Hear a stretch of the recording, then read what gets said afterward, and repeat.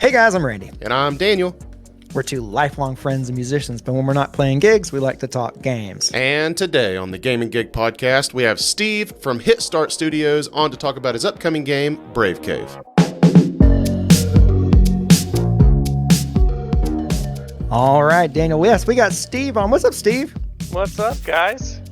Good Steve, good to have you, man. Go ahead and tell us a little about yourself and a little bit about your game going on here. All right, so my name's Steve Ciaramitaro. So I am a game designer. We were working on a game called Brave Cave. It's a co-op, two-player, so two-player required co-op platform game where two characters are working together to get through levels. You have a boost mechanic and a rope mechanic between two characters, so that's basically kind of what makes the game unique. Let's see what else. There's about 4 of us, so I have myself as designer. I have Andrews, our programmer, Caleb, our artist, and we have Justin's our sound engineer. We've been working for about 2.5 years on this project, so it's been good. That is awesome. And yeah, and me and Daniel have played Brave Cave. We played the demo, and we'll talk more about the demo later for sure. But there is a demo, by the way, guys. And Brave Cave is awesome. But yeah, so we've played the demo. But I want to know, like, how did you get into game design? And is this your first game that you've done?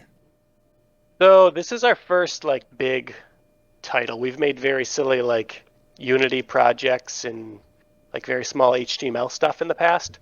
But this is definitely our first game that I would ever show anyone. So yes, we'll go ahead and say it's our first game.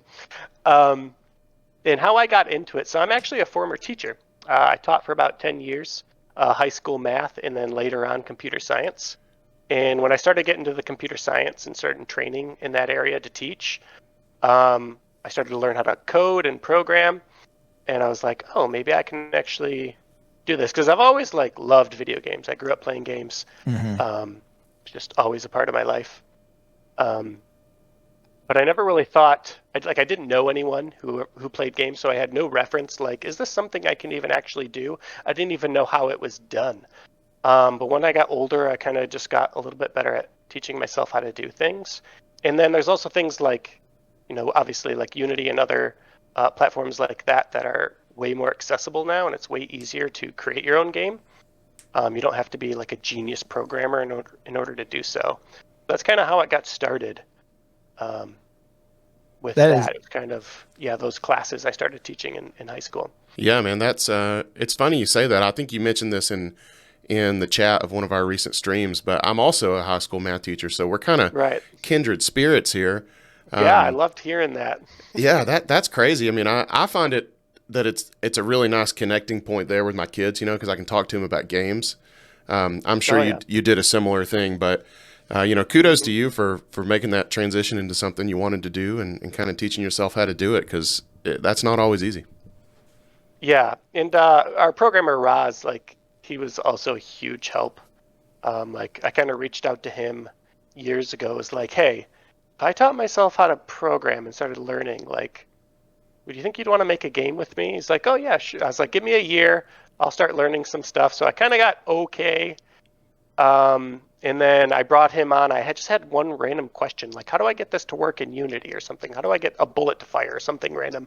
So he's like, oh, add me to a project. And we started working from there. And that's just kind of how it started. Yeah. The computer science teacher at my school also uses Unity a lot. He's a good friend of mine, and we're kind of esports coaches there at the school. And I go into his room all the time, and he's got kids, asking questions about Unity. Like you said, how do you get something to fire? How do you get your character to reset when he dies? Things like that. But it seems like that engine is useful and accessible. So yeah, it is. I know it's had a lot of controversy. Yes. Lately with certain it has with certain decisions. But as far as a teacher, I loved using it. They had great tutorials. And for anyone who's looking to get into game design, it's a great first step.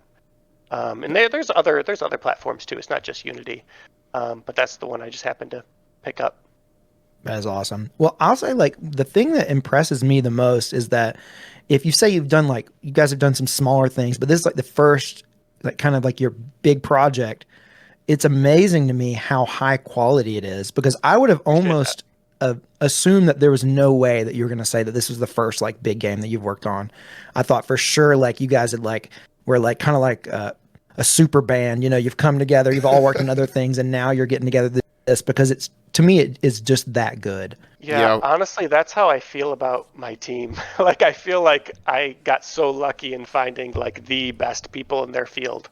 If it's awesome. It's great. Either we got really lucky or we are as talented as people say. I don't know. I don't think I'm quite there yet, but we'll see.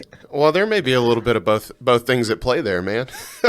Yeah, because I mean, it could be both. I have to echo, you know, what Randy said, because we did play through the demo on stream. We did it all in one stream, and I had an absolute blast. I mean, the physics are great, the animations are great. I mean, I really, really, really enjoyed it. It's very well polished. Thank you. Yeah, if you've ever played any indie platformers, this, you know, like, you know that they sometimes will have their issues in terms of how they control and just the feel, but the feel is right on. I mean, it's exactly the way you'd want it to be. It's great. The best way it has to be as a platformer, right? Right. It's got to be. Exactly. Like, we tried to get that coyote jump in that feels good. You know, we have all the buffers in that, it makes you feel like you're not missing anything, you know. It's a good game. So I just have to jump in here. What's a coyote jump? No, coyote jump. So that's like, I think it's in reference to like Wile E. Coyote in Roadrunner, when he would run off the ledge and hang out for a while in the air. So a lot of people, if they're playing a platformer, they actually mistime their jumps constantly. So they'll press the jump button like when they've already stepped off the ledge, but they don't realize it. They think they jumped, but they actually didn't. So when we add coyote jumping into the game, you're allowed to fall off that platform a little bit and still make that jump, if that makes sense. Interesting. And that might be something that you don't even really think about until it's not there. Yeah, a game it's really noticeable in, like if you've played Donkey Kong Country, you know, you can like roll off a ledge and then like jump as long as that's kind of coyote jumping. Obviously that's a very forgiving example. But yeah, depending on the game, sometimes they'll offer more frames than not for you to be able to jump after leaving a ledge. That's pretty cool. That is cool. I felt like the game, I will say I died a lot, as did Randy, but I felt like every death was fair. And maybe that coyote jumping and those, you know, that little buffer of that frame window you give, maybe that plays into that, because I never felt like I died and wanted to yell at you in chat. I was just mad at myself. Oh, it happens. I get yelled at. That's all right. But I appreciate that. Next, I want to talk about, I'm interested because this is a co-op game, and like I love co-op games. They're near and dear to my heart, but there's not that many like games that go out to say like, this is a purely co-op game. It doesn't have a single player experience. It's only meant to be played in co-op. What inspired you to want to do that as opposed to putting together a single player game? So I've always enjoyed co-op. I've always enjoyed playing games with my friends. And I enjoy single player, but there's something special about that shared experience in co-op. But I don't think, like what you were saying, there's too many games. And I like to describe Brave Cave as a true cooperative experience, which isn't actually that unique anymore with like games like It Takes Two, Bread and Fred, Overcooked, like all these games that I would say require you to participate in the cooperation rather than what I would describe as like play together. Like if you play a beat 'em up, it doesn't ever require more than one person. You don't really need to cooperate. Or if you play like Contra or something like that, you're playing together, but it's not really cooperative. Does that make sense? Yeah, yes. Absolutely. Yeah. So it really stemmed from me and my friends always like, we're just searching Steam or searching a store for cooperative games and not really finding much out there. I would say that started the experience. That probably is less true now. Again, there's a lot more cooperative games I think now, but that's kind of how it all started. That's really cool. Just seeing a need for it. Interesting. Yeah, I know Randy is very deep into the co-op, game scene. It's one of the things that he always looks for. Myself, not so much, but I have noticed that those games seem to be getting a little more popular, and I think people are enjoying that as a way to hang out and get together and make those connections. And I really hope Brave Cave becomes a nice new staple of that niche. Yeah, absolutely. appreciate that. And it really was kind of a marketing decision too. Like I think there was a need for it. When starting in indie dev and doing a lot of research, I saw like a lot of devs making what they wanted to make, which is great. Like there's an artistic, part to it. Like you want to stay true to what you want to make, but at the same time as indie devs, we really need to look at what people are asking for too. Like we can't just make something that no one wants to play, if that makes sense. So I kind of saw that desire for more co-op games, and obviously we can put our own soul into the game and still make a good marketing decision, I think. Right. I think it's interesting. Like you say, like, you're talking about how you kind of are feeling like a void in the market, which I do think that there is a void in the market, because I do think there are games kind of that are in the same sort of vibe as Brave Cave, but they're not co-op puzzle, experiences. I haven't played anything that was quite the same concept as Brave Cave, like that I've played personally.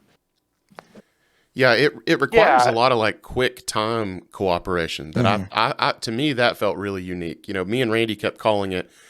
We kept calling it going into our lizard brain, where we would have to like read the situation, realize our role in the situation, and hope the other guy realized the same thing and executed. And it had to happen really fast.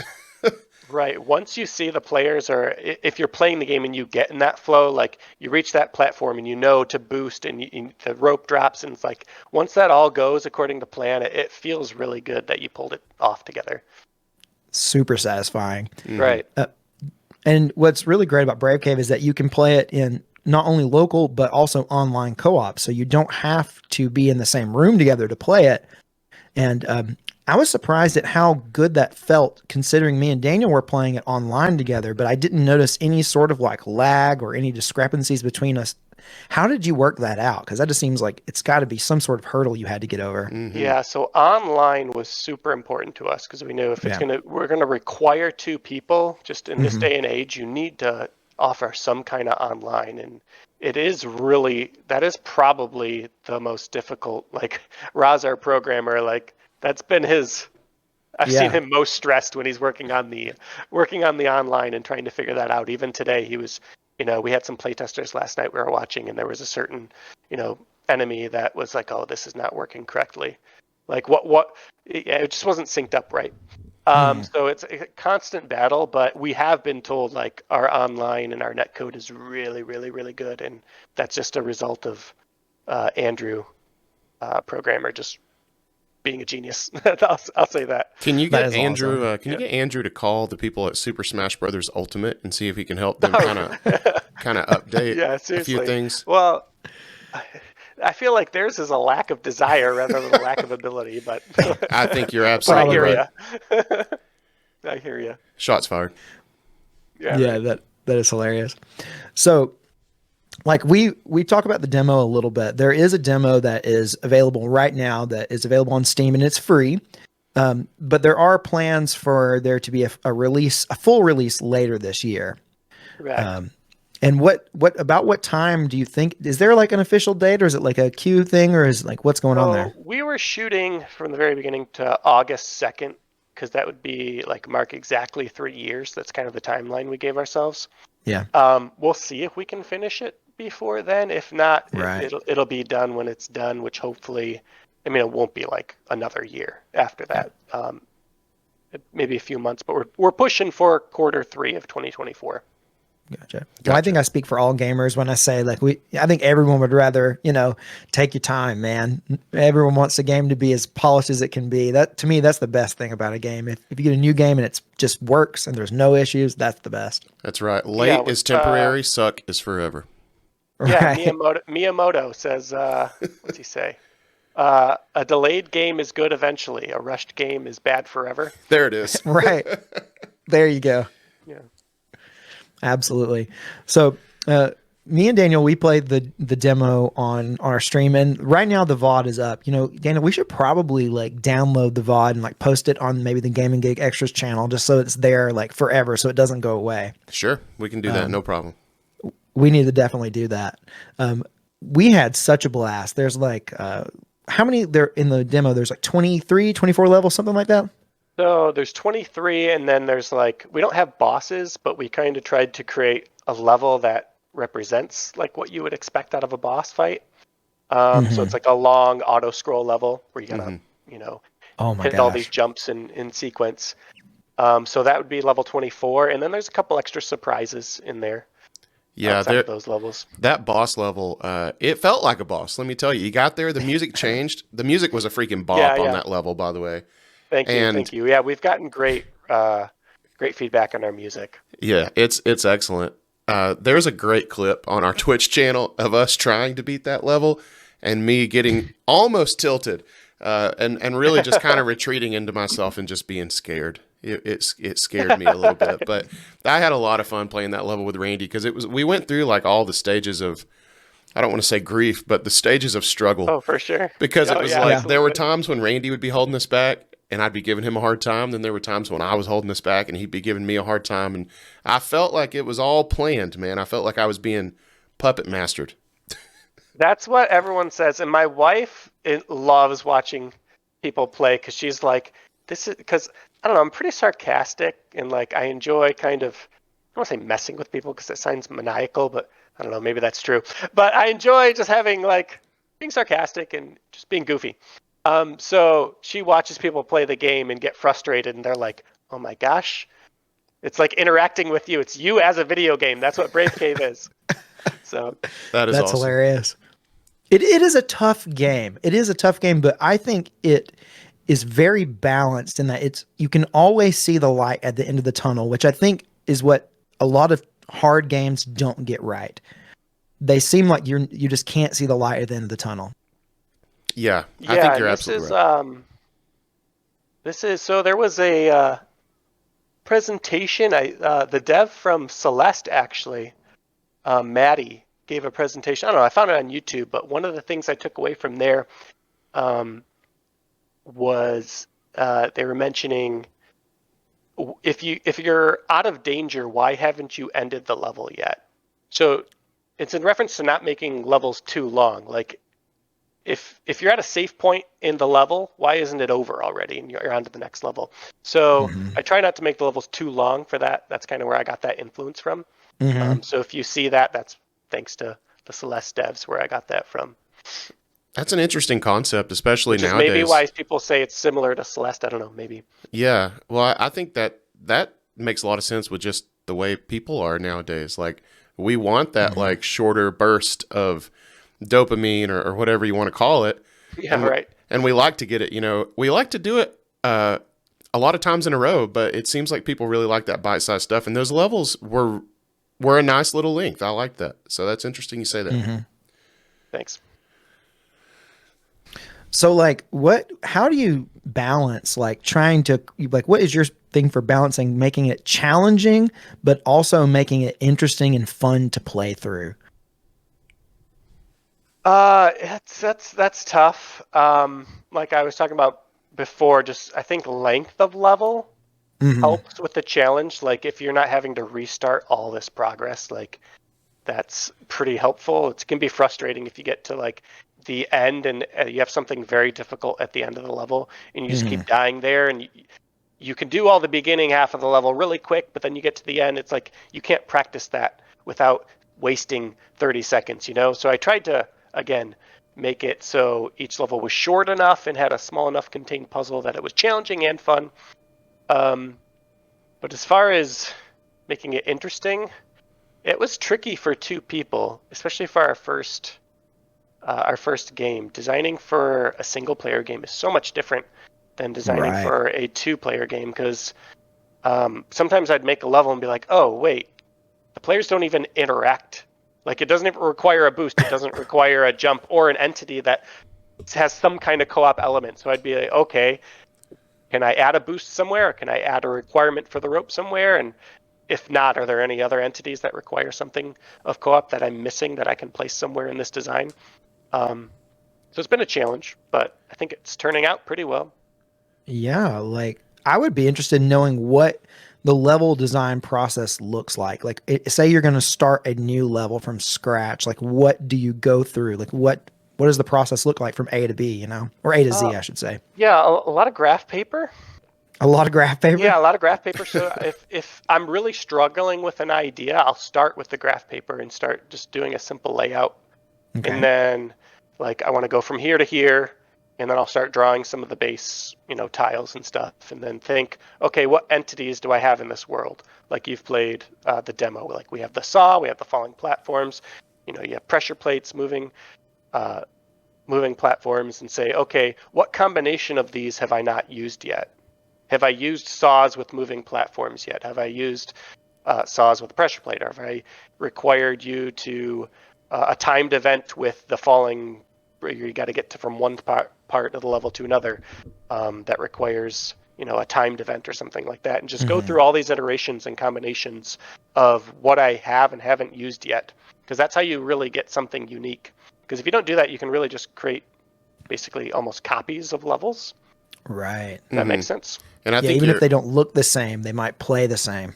Exactly. And I think as you go through that process you kind of just described, it's almost like you're training us, the player, not only what to do and what to look for, but I almost started looking for ways you were going to change it on us, because I knew you were. I knew there was going to be times when we both have to be on a pressure plate, or Randy's got to get the rope, pick up the rope quickly, move over, switch the rope to a different side of a platform. You kind of introduced that to us, and then you brought it back later.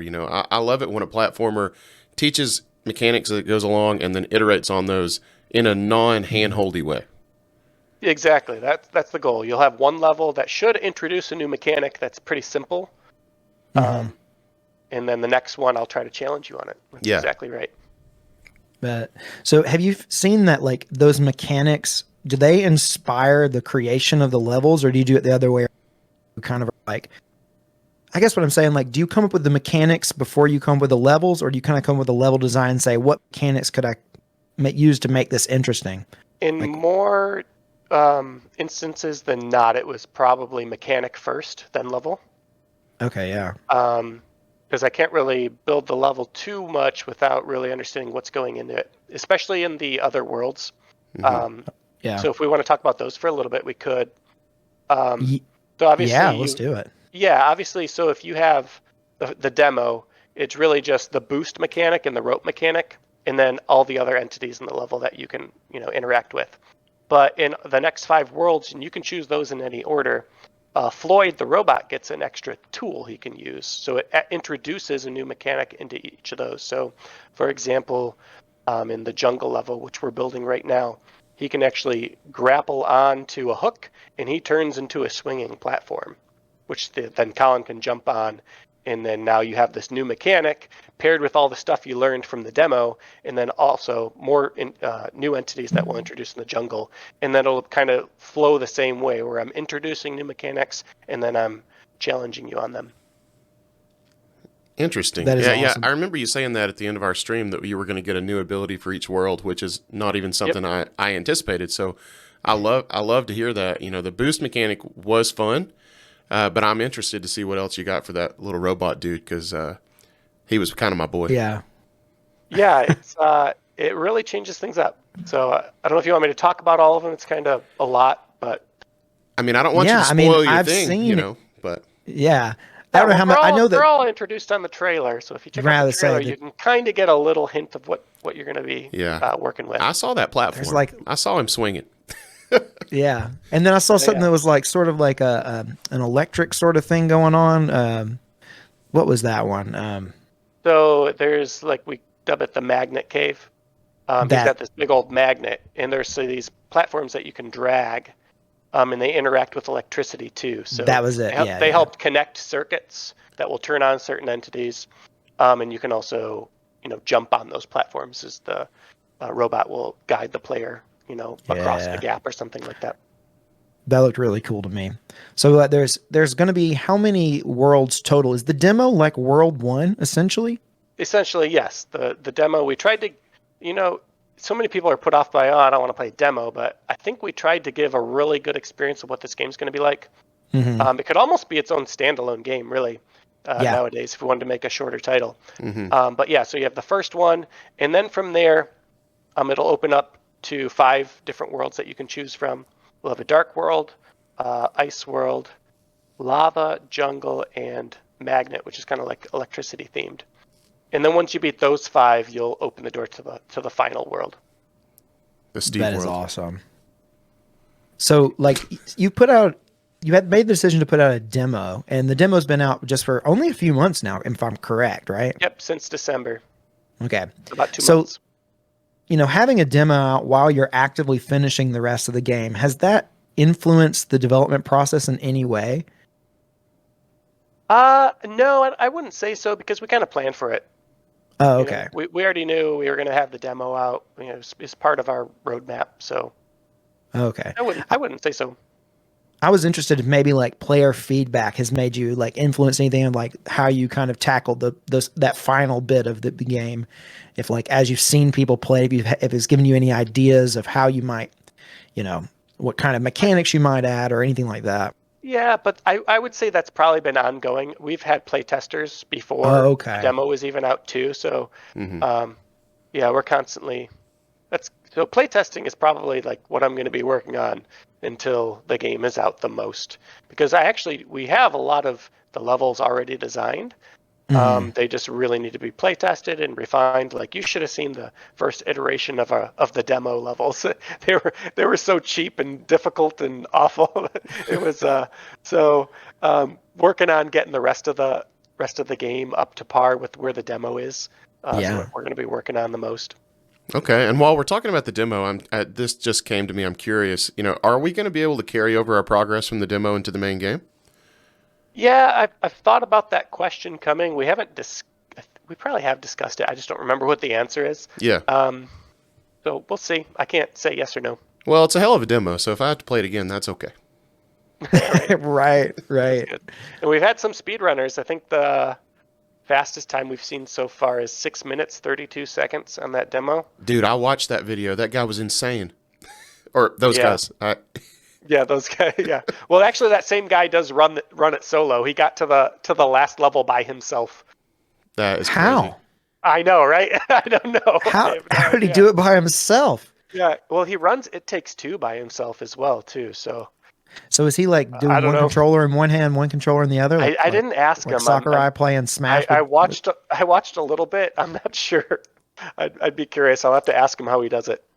Man, that's got to be cool. Watching people take your game and like fall in love with it. That's got to be a great feeling. Right. It made me wonder, like, should we offer a single controller support to control both characters? I don't know. That's a lot, though. Yeah, like Brothers, A Tale of Two Sons or something. Yeah. But I figure if you're the kind of person to want to play it solo, you'll figure it out anyway. Right. So, man, that would be insane to think about. I know. Very few games I've played do that, where you control two separate characters with one controller. The recent the Bayonetta, Cereza, and the Lost Demon did that. There's a different Bayonetta than after 3? Yeah, they did a kind of a spin-off prequel game, and this came out like last year, maybe about this time last year. And it's that way, where you control two characters and you control them, one with the right stick, one with the left stick. Interesting. Yeah, I can't even hardly play a twin stick shooter. I don't think I could play Brave Cave with a controller in each hand. Right, it'd be difficult. It'd be really, really tough. So anyways, let's see here. We've talked a little bit about, that you guys have a 4-person team. So this is really a very small team, but I mean, I would be interested in knowing how you guys, like, what was the formation process look like? How did you guys come together? So me, Andrew, Caleb, we've kind of been friends for quite a while. I've known Andrew since, I grew up with him. Caleb, probably closer to meeting him more in like junior high school. And we've just always been pretty good friends. So that was nice that we've been friends, and then we all had the appropriate skills to kind of start a company with. And then Justin, our sound engineer, actually kind of joined in about a year into development. He's actually my best friend's roommate from college, so I'm still really good friends with him now. But I knew he was into music, and I knew he was kind of has his own like sound engineering company. So I kind of reached out to him and asked him, and he's been awesome. He's been great. Huge pickup. Very lucky to have him on our team. Yeah, I'd say that music's great. Absolutely. Thanks. I mean, Randy and I come from a music background, and I I that's one of the first things I noticed. You know, the music grabbed me. I liked it at the main title, but it really was that boss level that like got me. Yeah, we joke because he was joined later, and he's not technically like. I mean, he's on the team, but the three of us, me, Andrew, and Caleb, are kind of like the head, and he's been working with us. We're trying. Hopefully, if this is successful, we want to hire him full time. He's not going to go anywhere. We need him because it's funny. Music is like always the first thing that gets like, oh yeah, this music is great, and it gets complimented, I think, more than anything else. So he's not going to go anywhere. It is awesome, and it's got to be so much fun. Is this his first time he's done music for a video game, or has he done other stuff? For a video game, yes, I believe so.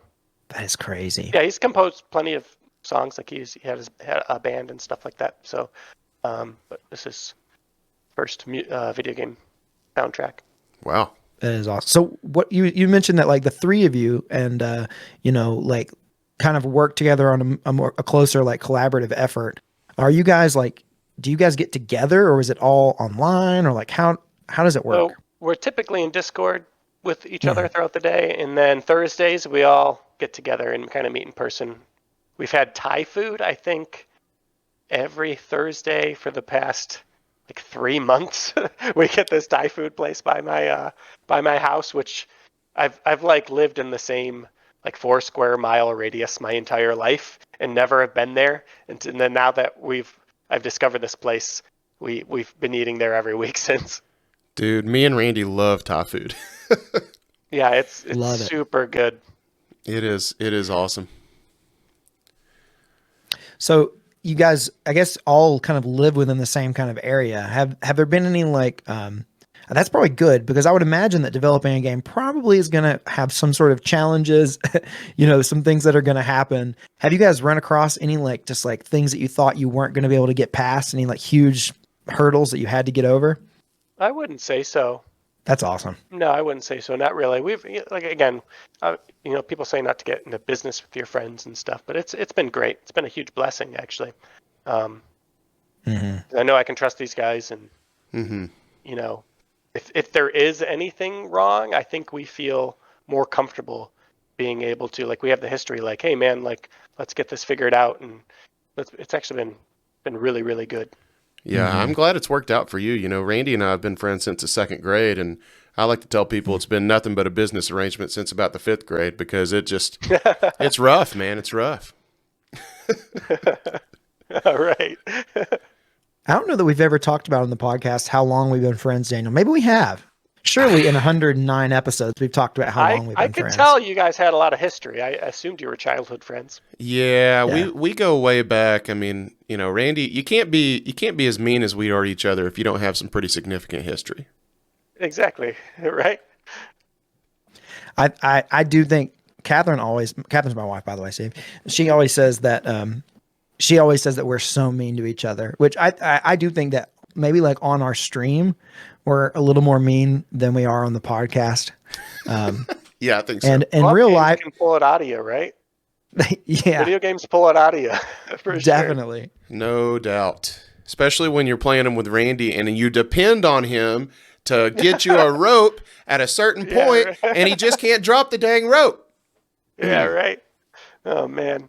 Yeah, I can't wait for all the videos of, this game caused me to break up with my wife or whatever, my girlfriend of however many years. I'm sure we'll see those. Me and Catherine had a really good time playing through the demo, but it is definitely more challenging than she was used to.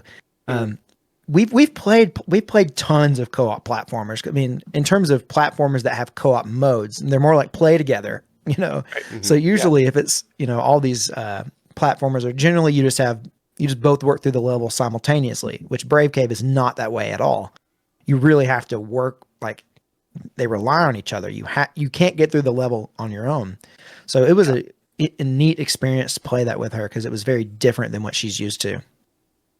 Yeah, we've talked about different accessibility options. Like at one point we were working on a checkpoint system. I've thought about some different like assist blocks that you could add, or we've had a lot of discussion.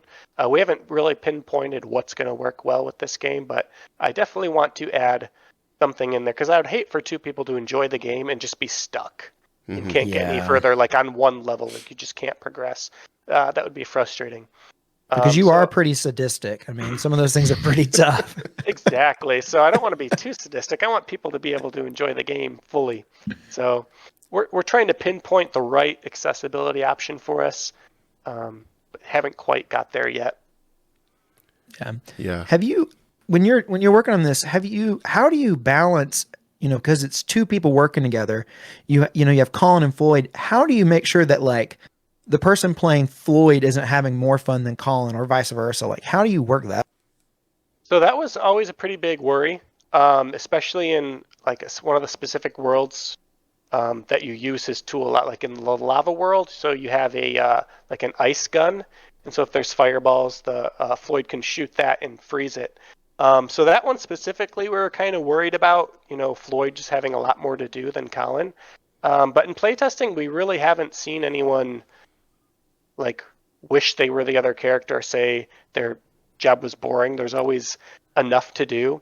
And really the original vision of the game was for Floyd to be more of an assist character and Colin be more of like the platformy character. And it was Floyd as like a tool that was controlling, you can kind of see that influence in how he gets the tools. But as time went on, we kind of balanced them. Like at one point, Floyd actually was a little bit slower and couldn't jump as high. So that was an issue, what you're talking about, and we just made them the same because it really wasn't that fun playing a character that was slower and couldn't jump as high. Right. Yeah, that makes sense. And there were times in the demo when Randy would be like, "Man, I think my path's a little harder than yours," and I'd be like, "Well, maybe it is," but it always came back. There was always a time later when I was like, "Randy, I'm making up for this. Trust me." Yeah, exactly. So it hasn't seemed like we haven't got too much feedback that one seems way more hard than the other. Yeah, no, I don't think it does. If it does, we'll try to take care of it. But I haven't too worried about that. No, I thought it was a great balance.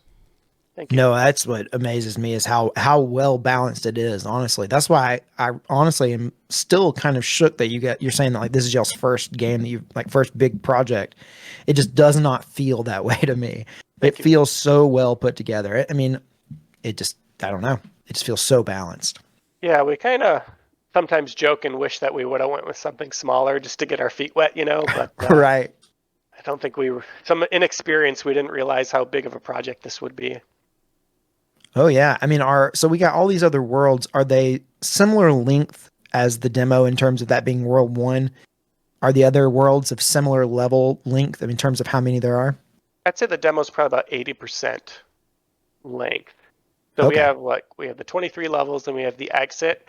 We're shooting for 30 levels in the exit for the other worlds. Plus bonus levels?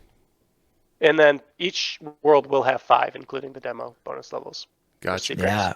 We did not find any of them, and I'm still like confused at where they could even be. They must really be hidden well. Yeah, once you find the first one, they kind of become a little more obvious, and we're working to, like, it's not set in stone of how we're going to actually hint to the player that these exist.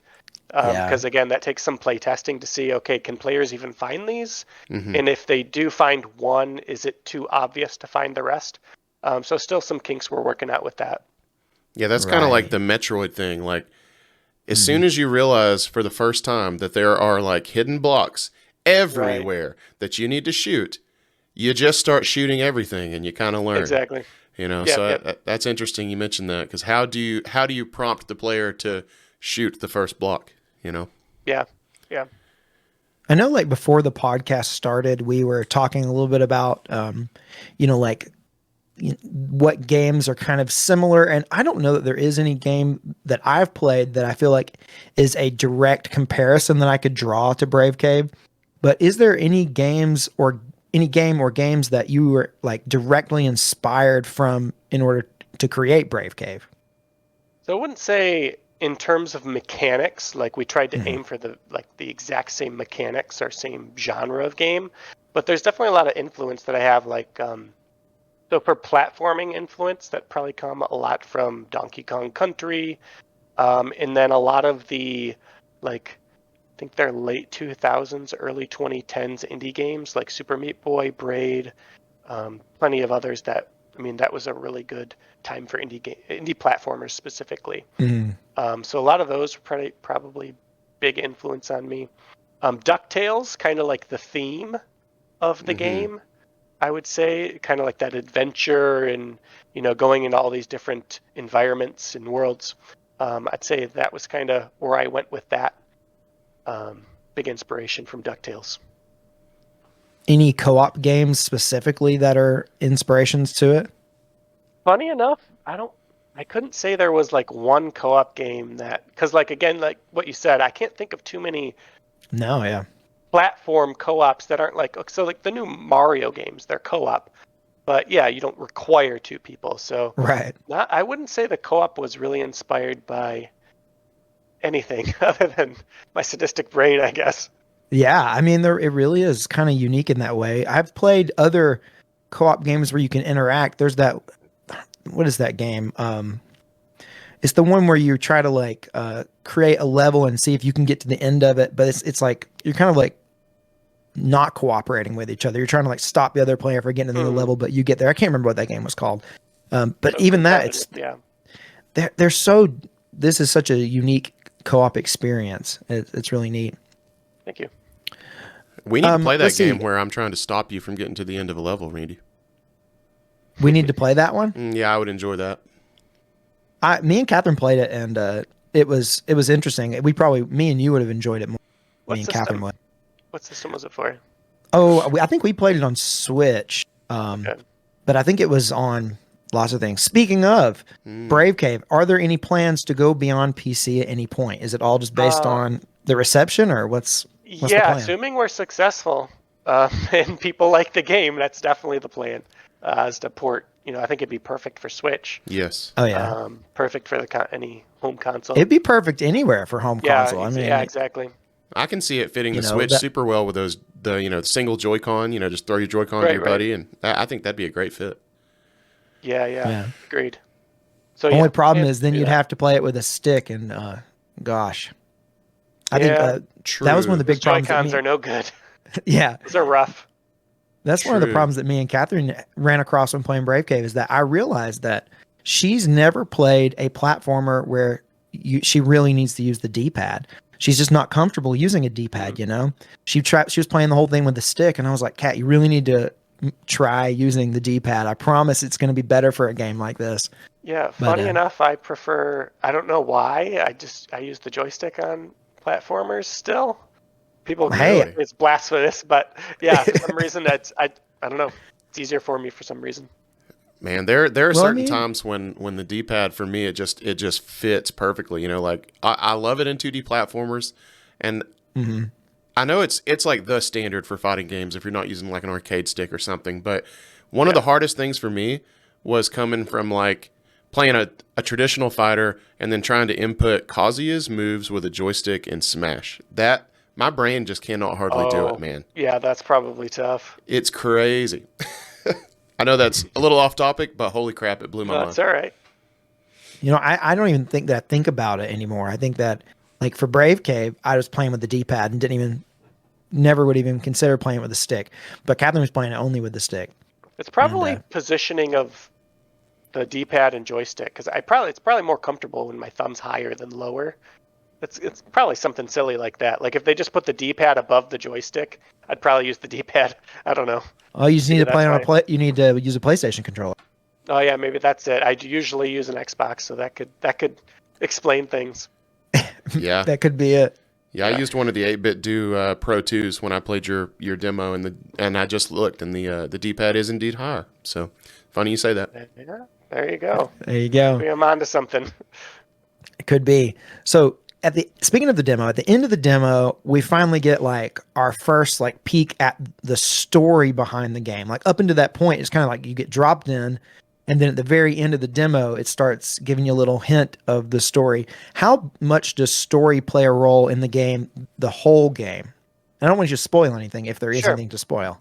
Yep. So that was a really big struggle, especially this being first game, kind of coming up with the story. And I do have some stories I want to tell. Like I have ideas for other games and other themes that I want to, touch on. But it was a real struggle with this one, and I kind of realized that the story of this game is actually you guys, the player.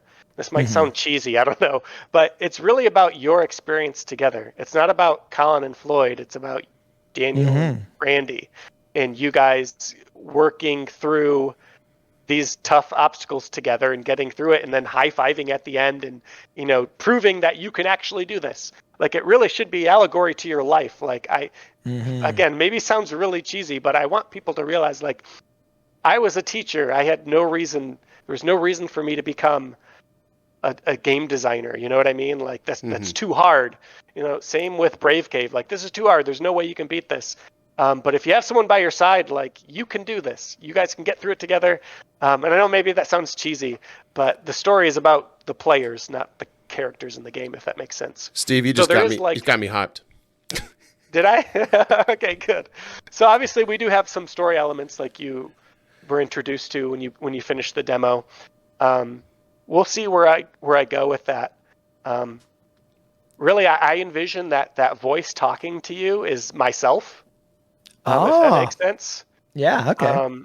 I've kind of been leaning towards that, so we'll see where I go with that and how the game finishes off. That is awesome. Well, before we move into the last segment of the podcast, which is going to be our 3 for Dale Club, I do want, like, what's the best way that our listeners can support you guys at Hit Start and, and support Brave Cave? Like, what do they need to do? Sure. So, biggest way you can support us, if you go to Steam, search for Brave Cave and hit us up with a wish list. That's bread and butter. That's what we want you to do. You can find us on social media if you want to check that out and follow us. We are at hitstart.studios on both Instagram and TikTok. And then we do have a Discord. If you go to bravecavegame.com, you can also find all these links there. And you can find the link to our Discord. If you're looking for anyone to play with or keep up on the development, Discord, that'd be the perfect place for you guys to go. Very Awesome. Cool. Very cool. Well, Daniel, did you have any last minute things, or are we ready to move into the 3 for Dale Club? Man, I'm so excited for the game to come out. I had so much fun playing it. My only regret is that I didn't sabotage Randy more. If I could have we really didn't do that. No, when we were playing It Takes Two, we did it all the time. But constantly. I don't know why when we were playing Brave Cave, I was inspired to help Randy succeed as opposed to laugh at his failure. And I just want you to know, I don't know if that's ever happened to me before. Because I'm the enemy. That's right. Not Randy. We have a mutual enemy. Right. Yeah, right? That's exactly what it was. Yeah, people say I'm maniacal and sadistic, creating these levels, but I'm bringing you guys together. You are, man. It's all for a purpose. You really are. Okay, well, let's move on to the 3 for now. Steve, you know about the 3 for Dale Club, I'm sure. I am familiar with the 3 for Dale Club. I'm sad I couldn't get a hat. That is okay. So for you guys who are watching or listening to the podcast, if you make it all the way to the end, if you leave us a comment, just leave the secret code phrase 3 for Dale in there. That lets us know that you made it all the way to the end, and we shout you out at the end of the next podcast.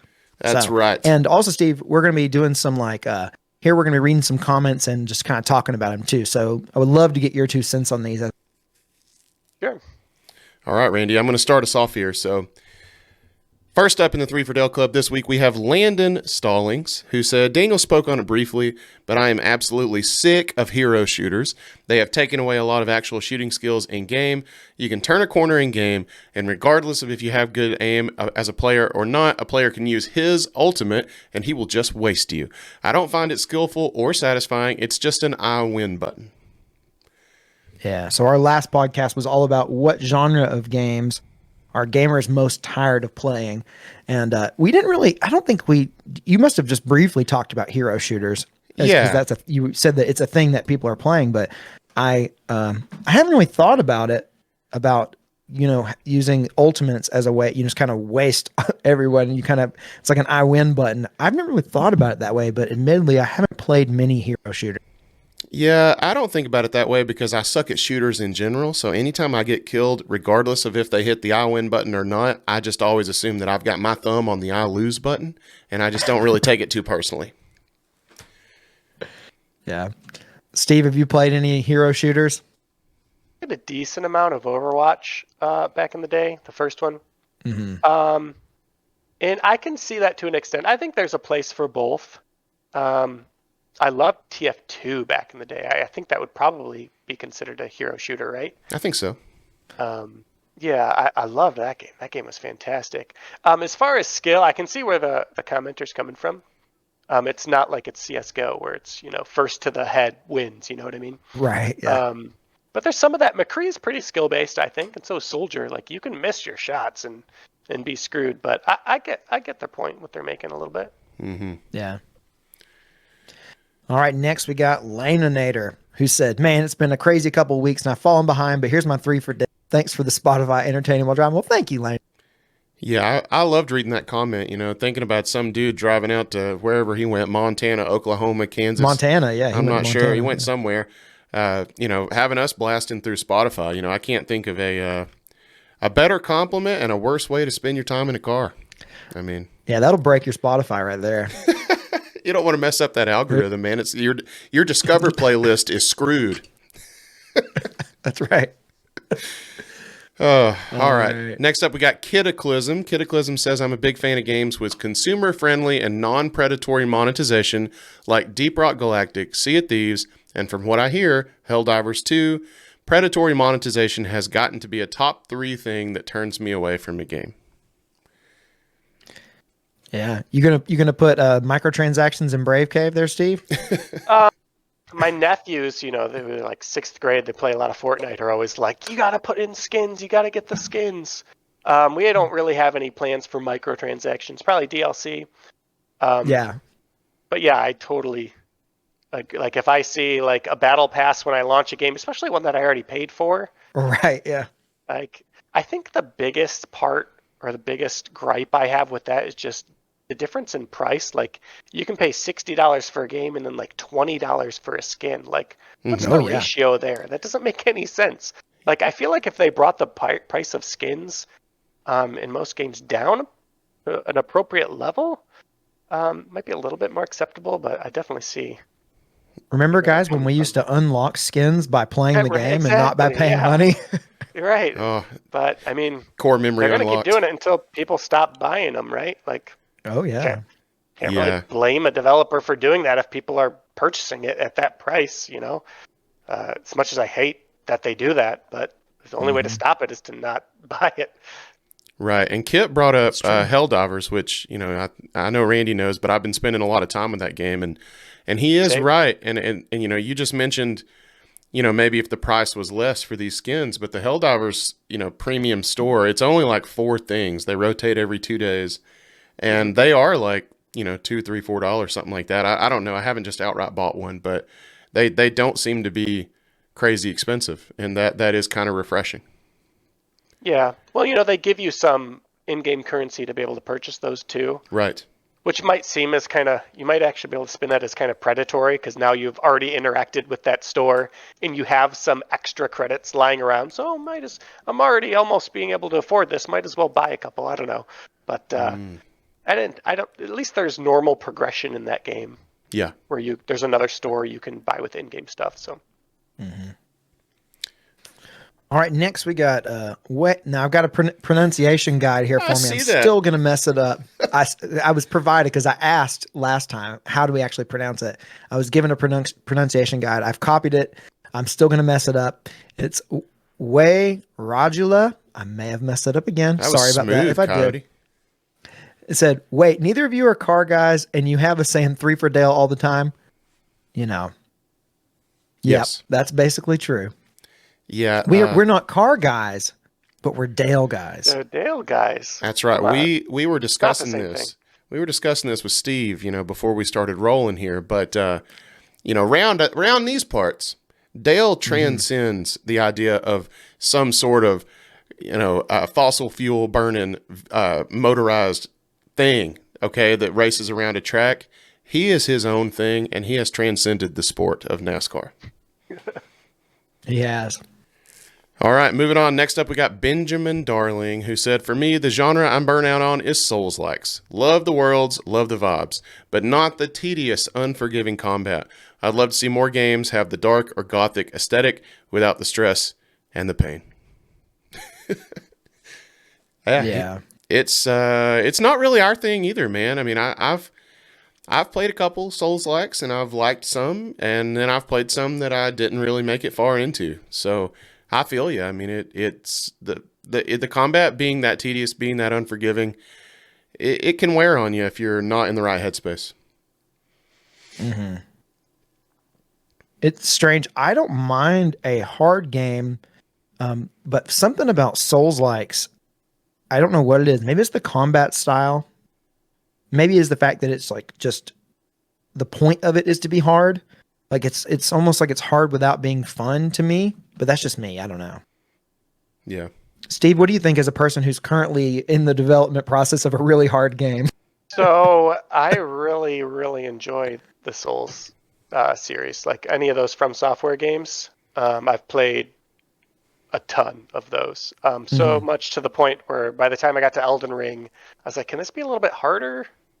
Right. Outside of Melania, that boss was crazy. Yeah. That took me forever. That was more of my first couple experiences with the Souls games. But yeah, those are the only ones I play. Like I've never played, what's the Life of Pi? I think is like, that's one of them, right? Oh, Life of P? Lies of P. Lies of P. I think I just referenced a movie. Isn't You that did. Life of Pi? I think that's a movie. Life of Pi is a movie and a book.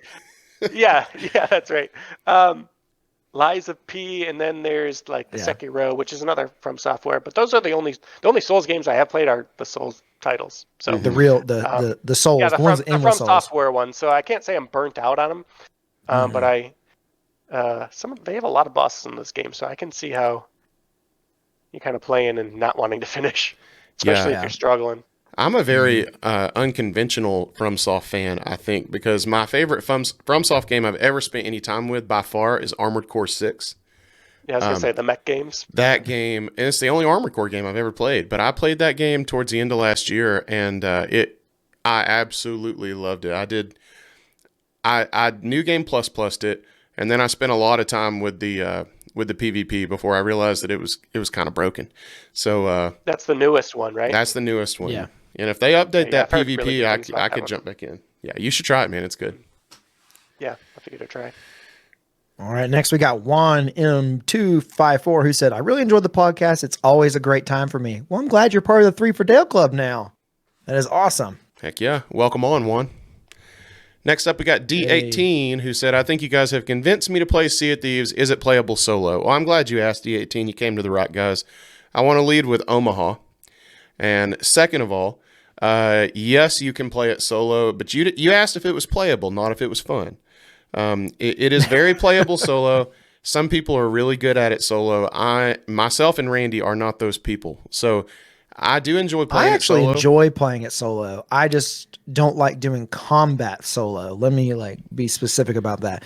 Going around doing the PvE stuff solo can be lots of fun. Yes. But if you get into a fight with other ships, it's not much fun solo. Agreed. If you get into a fight, you turn that damn sloop into the wind and you run with all you've got, buddy. Steve, you played any Sea of Thieves? It's been a while. Give it it was probably a week or two. My buddies and I were playing it. It was fun. It didn't hook me. I remember having a good time with it though. I can imagine playing solo would be, I don't know, not too enjoyable. It's hard, man. It's really hard. All right. Yeah, it's difficult. All right, next we got Captain America 92 who has said, "I think if you're in your 30s like myself and you've played a specific genre since childhood, it's kind of expected for you to get bored of the genre." Maybe. I think it depends on the games, man, because it just depends on the game. We've been playing platformers since we were children, and we're in our 30s, and we just did a whole podcast talking about how much we love a new puzzle platformer. So I don't know, man. You know what I mean? But then again, the more you play it, the more likely to burn out on it, I guess. For sure. All right, who we got next here? Hold on, can I just touch that? I would say nostalgia is a very strong force. Definitely. And something about playing a game that's similar to something from your childhood, I would see is a huge excitement, at least for me. Oh, I agree, man. Nostalgia is a hell of a drug. Seriously. You're not wrong. Yeah. All right, I'm going to hit us with Tom Derry here, who said, I wonder when Nintendo's going to look into VR. Randy's been thinking about that for a while. Are they done with that since the failed Virtual Boy? Nintendo always seems to go all in on a gimmick for their consoles, but can't help but have this sneaking suspicion about VR. I'm telling you, Tom, I thought that I've been thinking for years now that VR might be the thing that Nintendo tries to do next with the Switch. Just add it as another way that it can switch. You know, you can play it in handheld, you can play it docked, you can play it tabletop, and then the last way that it can switch is you can basically what they've done with Labo, but make it a better headset. You put the console into the headset, and that becomes the screen, and then your Joy-Con are your VR controllers, and then it just has one other thing it can do. I think I could see it being the gimmick they go for. I really could. That's not a bad theory. Yeah. I like how you said that. It's another way it can switch. Right. Yeah, it still retains the Switch name, and it still is, you know, you can treat it just like a plain handheld. You can treat it just like a regular plugged in, play it on your TV console, but you can also be your VR system. Now, obviously, it wouldn't be a very good, like high quality VR system because the screen, I'm assuming, like it's going to be a fairly low res screen, and it would need to be at least like a 4K screen for it to be at least even halfway decent if you just put into a headset.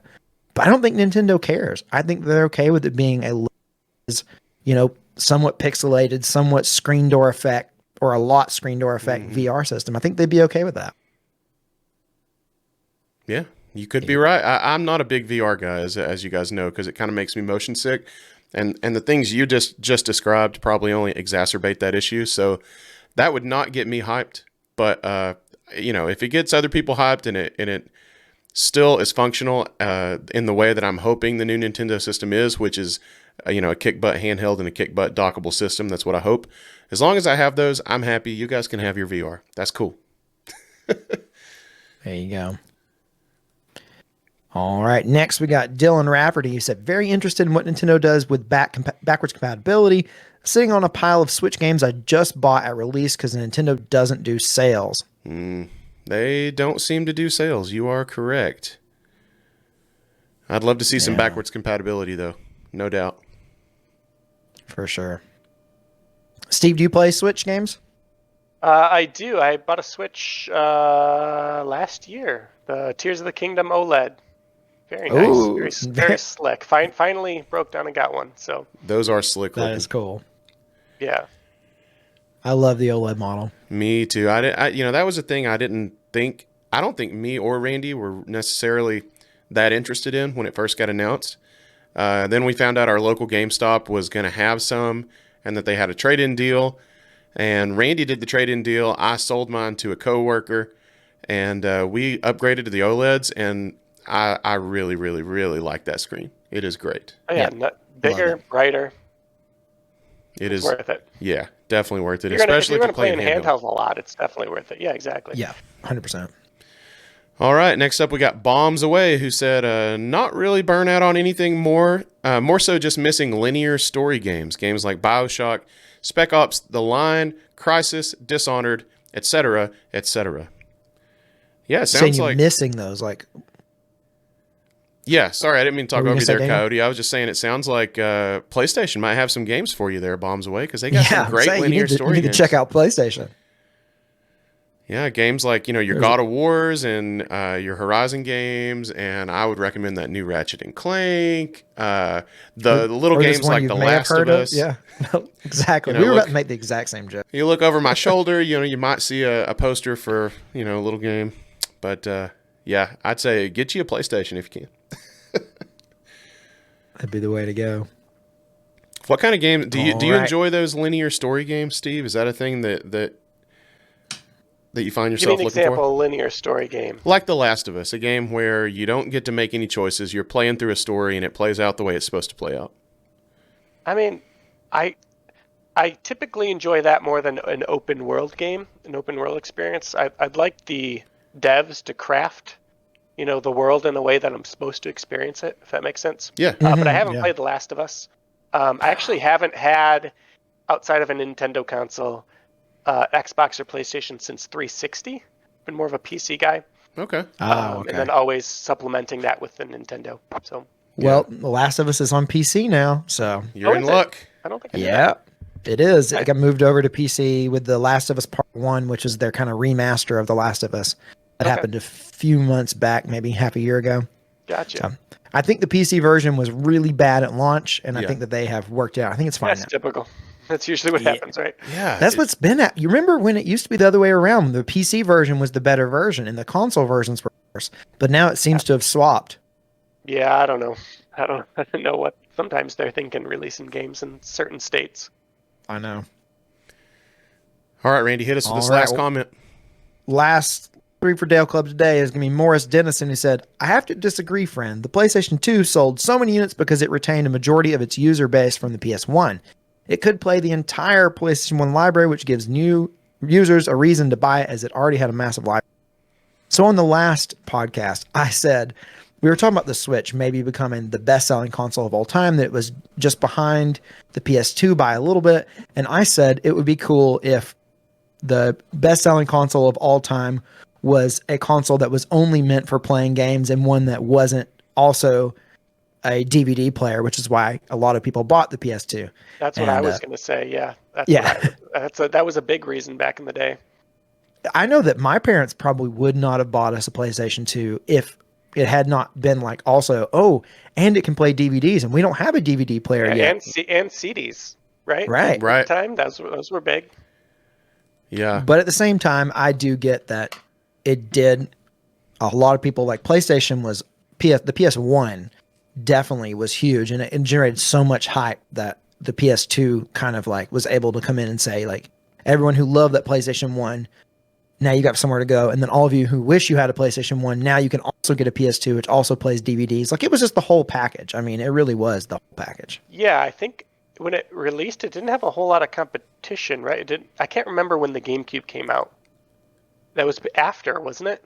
I want to say the GameCube came out after, but it was around remember. the same time, and the Xbox as well. Xbox was way after, I know. Yeah. So we it was kind of the only did get thing. an Xbox, but it was way later. Yeah, it was really the first one to that kind of generation. So that I'm sure helped a lot too. It's also had a ton of games, a huge library, like a lot of reasons to buy a PS2. Yes. A lot. I think Definitely. I wanted to play like Gran Turismo and Combat, and like there were so many games that I really wanted to play on PS2 and that I could only play on PS2. My N64 wasn't going to play. Little games called Grand Theft Auto. Right, that too. Yeah, Metal Gear. Yeah. Yeah, no doubt. They had a big Some of library. those were multi-plat. Millions of JRPGs. Yes. True. Well. All right, guys. Well, that brings us to the end here, so we're going to wrap it up. So until next time, I'm Randy. And I'm Daniel. And I'm Steve. And this has been Gaming Dude. 3 for Dale. Thanks, guys.